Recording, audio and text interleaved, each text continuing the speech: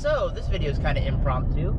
I've been kind of wavering on what I want to do with the Mustang about fixing it in its current state. Because if you haven't seen, like in my last video where I showed how I got into a bit of an accident and crushed the B-pillar, I've been wavering on what exactly I want to do. I thought about maybe trying to cut the B-pillar out and getting a donor B-pillar to weld in, but the rocker panel's a little beat up, so that's a lot of effort. I thought about switching everything over to a new donor shell, but I just finished that cage and I've gotten 2 vents out of it, and I don't want all that work to go to waste. There's another option of trying to pull it out more and making it work, which is intriguing, but then, you know, the car still looks like it got beat in. It just looks less beat in. So I kind of put some feelers out there for some different options, and at Spring Bait Bash, I had a friend of a friend come up to me who owns a frame machine, and the first thing he says is, while I'm working on the car, I'm not even painting it, he's like, I bet I could pull that out. I heard that and kind of perked up and went, hello, nice to meet you. I'm Dylan, we're friends now. So we're gonna, I talked to him, he's gonna do it for pretty cheap for me, and we're gonna see if we can get the door to where it closes nicely, and that I can get it sealed. That way I can still park the car outside without having to worry about, you know, the weather. Because right now that's the biggest pain in the butt, is I gotta put a tarp over it every time I'm not driving it, because that driver's side doesn't roll up. And I might be able to get it roll up, but even then it still won't fully seal with how pushed in it is. So we're gonna throw it on his frame machine, try and pull it out. But I kind of decided on that after I looked into getting some shells, and then yesterday, after I already decided to do this, and I'm still not feeling great about, you know, yeah, it's gonna pull out, but then, you know, my main drift car's still beat up, and I'd like to have a nice car, but I've also always wanted to have a missile, or at least a seat time car, maybe not a full missile, something I don't mind beating up a little bit. Well, Andrew, Mustang Lifestyle, a friend of mine, you've seen him before, has multiple cool cars. He actually owns a company called Freedom Parts Outlet that he parts out Mustangs. Well, yesterday he calls me up and he goes, hey man, I am scrapping a bunch of these shells to clear up space. I've got multiple clean title straight body shells. I'll give it to you for scrap value. I couldn't say no to that. So we're on the way to go pick up a shell. I've already seen, I think, the shell I'm going to get, but there's a couple options out there, and I'm excited to go grab it. And then once I get it back home, I'll do a little bit more of a elaboration of what exactly my plans are to do with it. Got the title right here. Over here, we have the new comp car build. It'll be my first ever real comp car. Obviously, I'll probably run some in the orange car first, local stuff, but this is going to be my magnum opus. It's got full interior that is absolutely disgusting. You know, the back glass is broken out of it, but the doors are tight and they close and open nicely. It's missing weather strips, so it's going to be a little wonky, but they're actually tight and they're nice. Straight frame, no rust anywhere really to be found on it. It's been sitting outside a little bit, so it's got some dust and grime and roaches. Let me step up here. Fully clear engine bay other than dirt. I'm going to be cutting and tubing the front half anyway, so don't really care for all of that. I have to do all new brake lines, all new everything, but it is in fact a shell. I never thought I'd be to this point where I'm buying a shell to turn into a race car. I always thought it was crazy and it was something I'd like to do one day, and now I'm in fact doing it, and for pretty cheap too. What is all of this? I don't know, but there's little things. There's some broken plastic. It comes with this badass ricer bumper that I'll probably throw on the orange car temporarily, just because, for shits and giggles, because the orange car is busted. It's got these awesome exhaust pipe holes. I don't know why people ever choose to drive those. If you do that, you've got a bad taste. I reserve my opinion to call you poor taste. But driver door opens. It's got a little dent right here, but that's nothing that either can't be fixed or replaced. But the rockers are straight. You know, interior straight wise. It's got all the pedals still, including the clutch pedal, even though I'm gonna put a pedal box in it. Full interior. It's full of bugs. Full of fucking bugs right now. It's actually fucking disgusting. I'm just gonna burn this entire interior because none of it should ever be reused. Period. So, yeah. But, here it is. Comp car.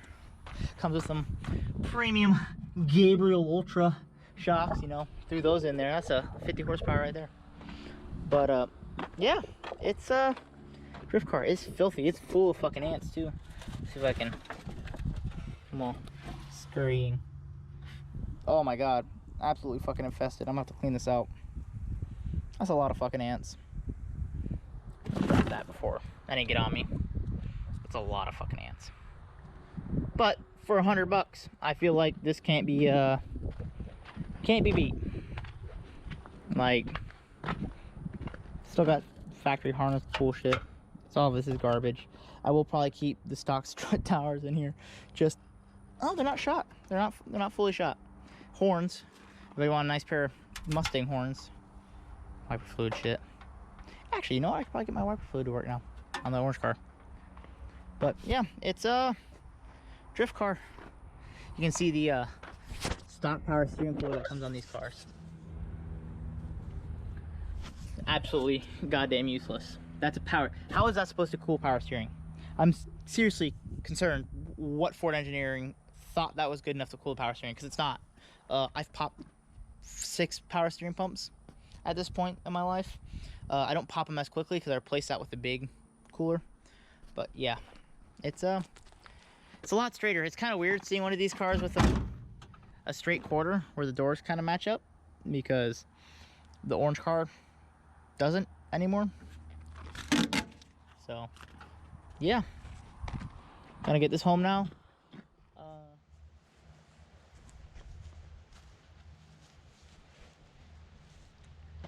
So you may be wondering, Dylan, why'd you buy this hunk of shit? And like I said, I have big plans. Very big plans. And those plans are, I don't know what the fuck I'm doing with this thing. I kind of have an idea. I bought this on a whim. I was originally, like I said, gonna get a shell to pull the B-pillar out of to throw in the orange car, which I just recently wrecked, as you saw in the last video. But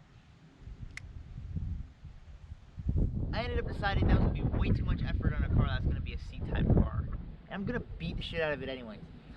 So I decided that the better course would be to pull that B-pillar out and just run the car as is, and I'll cross that bridge when I get there when I want to start competing. And then on a whim, Andrew, like I said, called me, said, hey, I'm throwing these shells away. Come take it off my hands for scrap, clean title, rust-free shell. And I said, fuck it. I don't know what I'm gonna use it for, but I'm gonna use it for something, because I can't turn that down.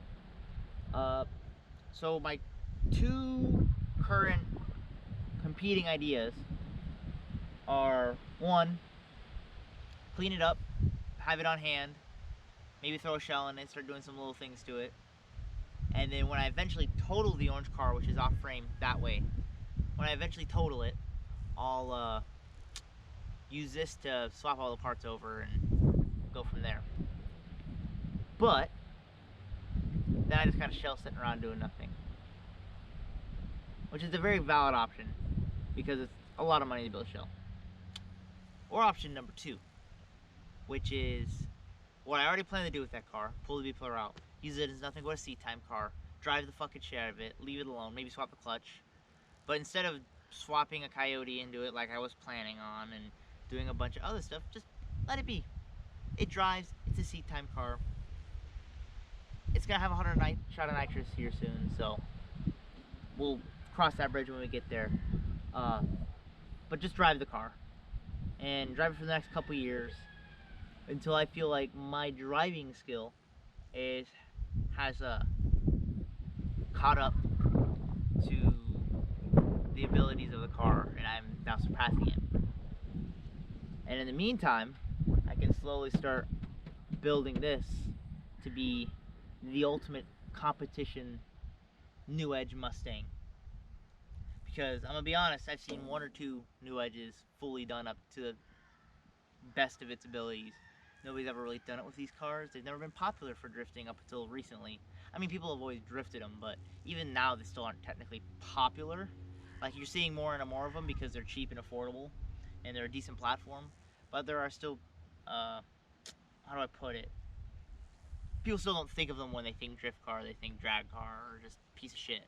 So, like for OSW, I see maybe 2 or 3 new edges that I know. Like I never see anybody in a new edge that I don't know, ever. Period. And every once in a while, someone will show up and come once and never come back. So it's interesting. It show's got a long way to go, but I'm thinking option number 2 is the way to go. Just use that car as a seat time car, and then I'll do things like free things that I can do to it right now. Gut the interior, clean it up, maybe start working on reinforcing some stuff, and then once push comes to shove, and I feel like, okay, I'm ready to start doing like US Drift Circuits Pro-Am, I want to get my FD license. Well, here's the car we'll build. I want to do IRS in the rear, but I want to modify the IRS to take a winner's quick change. Rear mount radiator, rear mount fuel cell. I want to firewall off the back seats so I can put the fuel cell and the radiator back in the trunk without compromising the back glass, so it still looks somewhat stock from the outside. FDF angle kit, but keep it comp legal. The orange car is not comp legal. It's got modified pickup points. It's got a whole tubular K member, which is almost necessary on these cars. So I got to overcome some difficulties with it. Yeah. So keep this one comp legal, because I did not know that. Sorry for the yawn. I did not know that that was not comp legal until I had already done it to the car, and I modified the strut towers, and there was no saving it. So, yeah. You know, I can already get my money out of this car. It's got fresh airbags that go for like $150 a piece. Fuel tank, you name it. It's good. It's fine. It'll survive. Yeah. So that's my plan. I'm thinking option number 2 is the way, but I also think option 1 might be option. So for now, all I'm gonna do is start cleaning it out, getting it prepped for something. You know, pull the gut the interior out, pull that out, take the sound ending out, clean it up.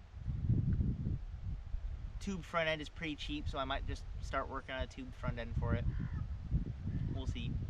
You know, get a trunk for it.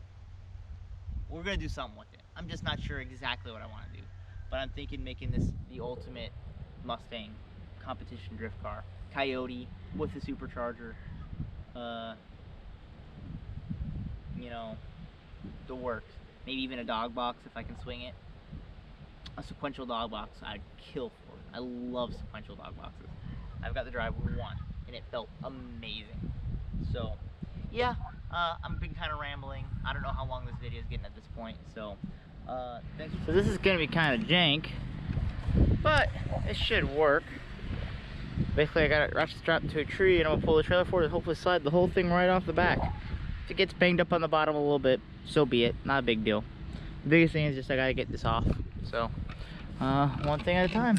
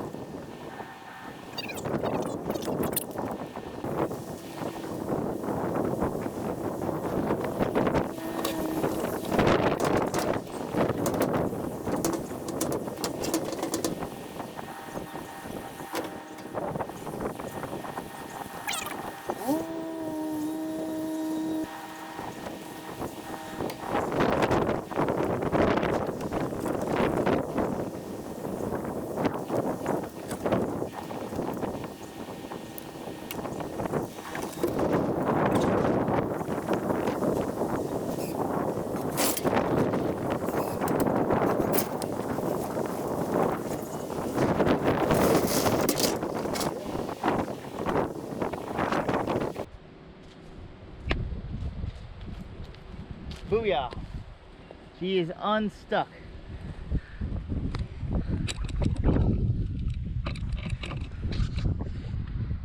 Worked like like a charm. Pulled it right off the trailer. Dragged a little bit, got caught a little bit at the end, but you know, relatively undamaged. Only thing now is because I was doing such a burnout and this is sugar sand, my truck is almost stuck. So yeah, we're gonna have to work on getting that unstuck.